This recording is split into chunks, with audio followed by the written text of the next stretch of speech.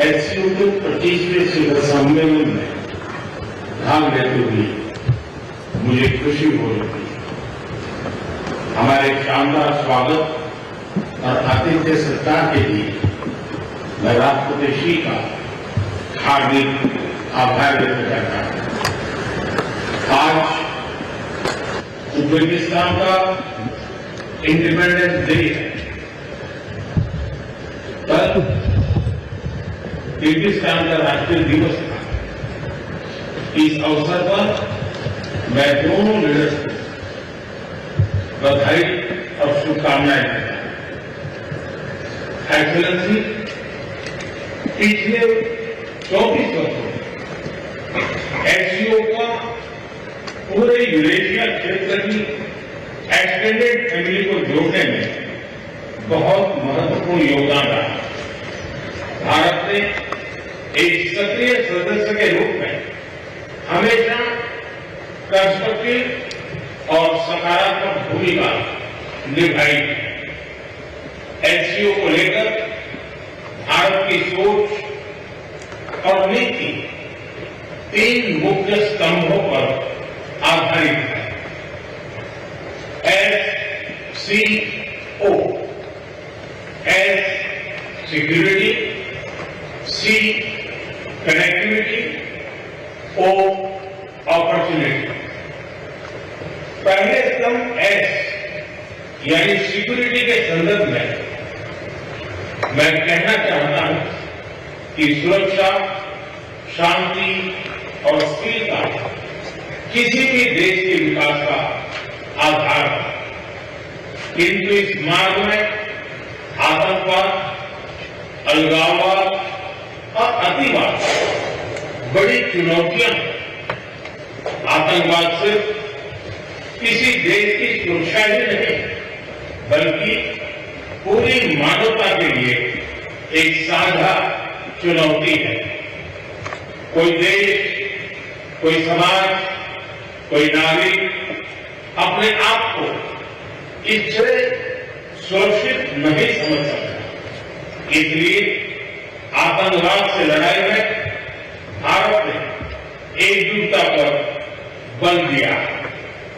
इसमें HCU Reds की बहुत महत्वपूर्ण भूमिका रही। इस वर्ष भारत ने ज्वाइंट इंफॉर्मेशन ऑपरेशन को लीड करते हुए अल कायदा और इससे जुड़े आतंकी संगठनों से लड़ने का इनिशिएटिव किया।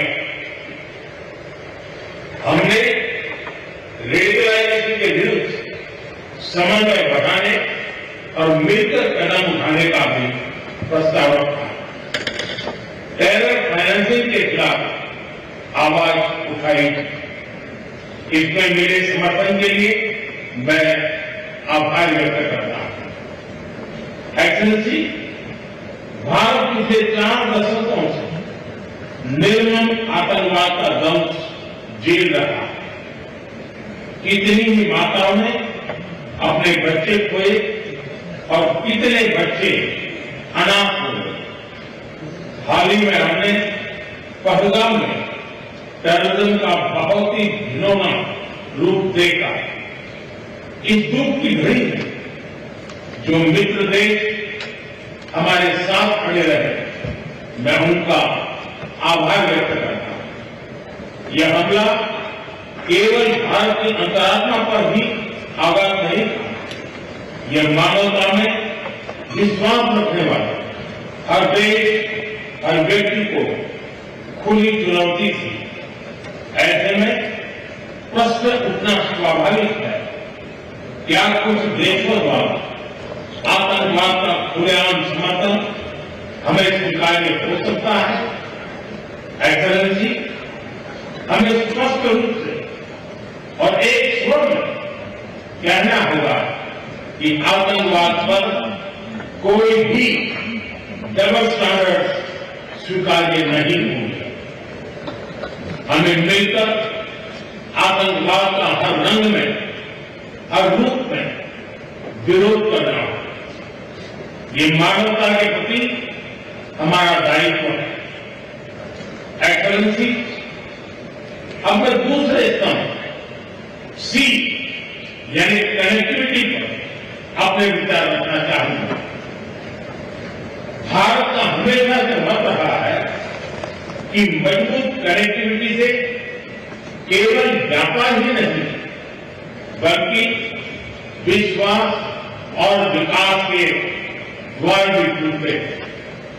इसी सोच के साथ हम चाबहार पोर्ट और international north south transport corridor जैसे इनिशिएटिव पर काम कर रहे हैं।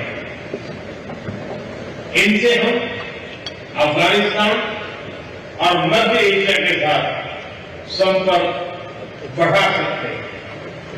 हमारा मानना है कि कनेक्टिविटी के हर प्रयास में संप्रभुता और क्षेत्रीय अखंडता का सम्मान होना चाहिए। यह भी एससीओ चार्टर के मूल सिद्धांतों में भी विदित है। Connectivity that bypasses sovereignty, losing trust and meaning. Excellency, तीसरा स्तंभ है ओ यानी opportunity. Opportunity for cooperation and reform. 2023 में भारत की अध्यक्षता के दौरान नई ऊर्जा और विचारों का संचार हुआ। स्टार्टअप और innovation, traditional medicine, youth empowerment, digital inclusion और शेयर्ड बुद्धिस्ट हेरिटेज जैसे नए विषयों को अपने सहयोग में जोड़ा। हमारा प्रयास था कि एससीओ को सरकारों के परे भी ले जाए। सामान्य मानवी, यंग साइंटिस्ट, स्कॉलर्स और स्टार्टअप को भी आपस में जोड़े। हमारे पीपल टू पीपल टाइम को दृढ़ता देने के लिए मैं आज एक और सुझाव रखना चाहूंगा। एससीओ के अंतर्गत एक सिविलाइजेशन डायलॉग फोरम बनाया गया। इससे हम अपनी प्राचीन सभ्यताओं, कला, साहित्य और परंपराओं को वैश्विक मंच पर साझा कर सकते हैं। एक्सेलेंसी, आज भारत रिफॉर्म, परफॉर्म, ट्रांसफॉर्म के मूल मंत्र पर आगे बढ़ रहा है। कोविड हो या वैश्विक आर्थिक अस्थिरता, हमने हर चुनौती को अवसर में बदलने का प्रयास किया। हम लगातार वाइड रेंजिंग रिफॉर्म पर काम कर रहे हैं।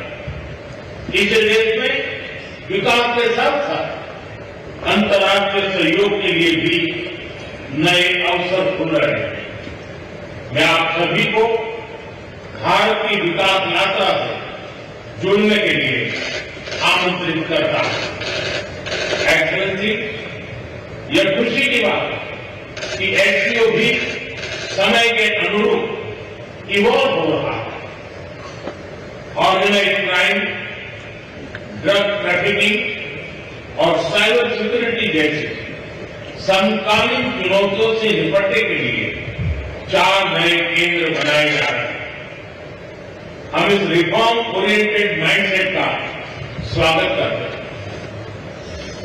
वैश्विक संस्थानों में रिफॉर्म के लिए एससीओ सदस्य आपसी सहयोग बढ़ा सकते हैं।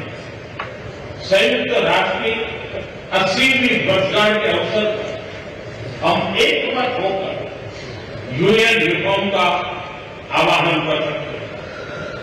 ग्लोबल साउथ की आकांक्षाओं को आउटडेटेड फ्रेमवर्क में कैद रखना भावी पीढ़ियों के प्रति घोर अन्याय है।